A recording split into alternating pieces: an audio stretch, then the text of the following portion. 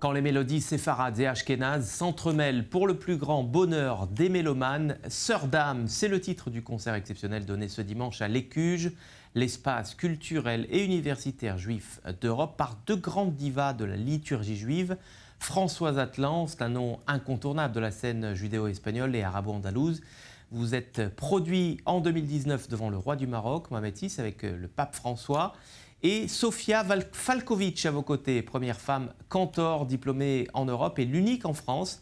Vous êtes née à Moscou, avez étudié en Israël, en Allemagne ou encore au Canada auprès des grands professeurs de chant et des maîtres de la musique juive. Merci à toutes les deux d'être avec nous ce soir.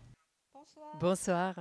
Alors Françoise Atlan, la première innovation voulue par Gad Ibgi, le président de l'Écuge, c'est de marier précisément ces deux grandes traditions liturgiques, ashkénazes et séfarades. Oui, alors absolument. Alors c'est très intéressant parce que lorsque Gad m'a parlé de cette idée, j'avais déjà en tête depuis pas mal de temps de me mettre à chanter, de sortir, on va dire, de l'intérieur de moi, en fait, toutes ces mélodies donc, que j'entendais, qu'on entend, les petites séfarades et ashkénazes aussi, avec nos papas dans les synagogues, quand on peut encore rester avec eux en bas. Donc voilà, donc c'était vraiment quelque chose qui me tenait à cœur. Et voilà, donc voilà, c'est vraiment une rencontre très très importante. Et effectivement, marier nos minagim quelque part. Oui, absolument. Sofia Falkovic, la seconde innovation non moins audacieuse, c'est la couleur féminine que vous apportez dans un domaine qu'il faut bien l'avouer est traditionnellement réservé aux hommes, que ce soit à l'intérieur ou même à l'extérieur des synagogues.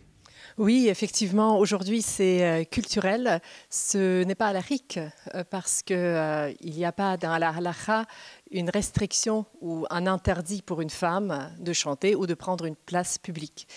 C'est plutôt une expérience de coutume, je dirais. Et j'aimerais vous dire une chose, ma fille qui a assisté à la répétition générale hier, elle a dit, tu sais maman, tu chantes très bien quand tu chantes seule, mais qu'est-ce que c'est beau quand vous chantez toutes les deux. Et ça fait vraiment, pour moi, ça fait plus d'une décennie que je pratique ce répertoire, mais c'est vrai que c'est une ouverture pour moi ce soir, je pense, encore plus grande et plus importante, parce que toutes les deux, nous restons avec nos identités et avec notre héritage, séfarade, ashkénaze. Et c'est pour cela, je pense aussi, que nous sommes vraiment capables d'être à l'écoute l'une de l'autre et d'être en dialogue musical et humain. Ce concert à deux voix féminines, c'est un message délibéré aux défenseurs inébranlables du conservatisme religieux au sein de la communauté juive, en France ou ailleurs d'ailleurs. Françoise Atlan. Alors moi, je ne me place absolument pas sur un, sur un débat halakhique par rapport à ça. Je veux juste dire que, bon, par exemple, dans le Cantique de la mer, Myriam Hanevia, c'est elle qui a entraîné les femmes au son du taf. Et donc c'est elle qui est passée, qui a ouvert quelque part, qui a fait l'ouverture de la mer Rouge. Donc il y a la voix des femmes.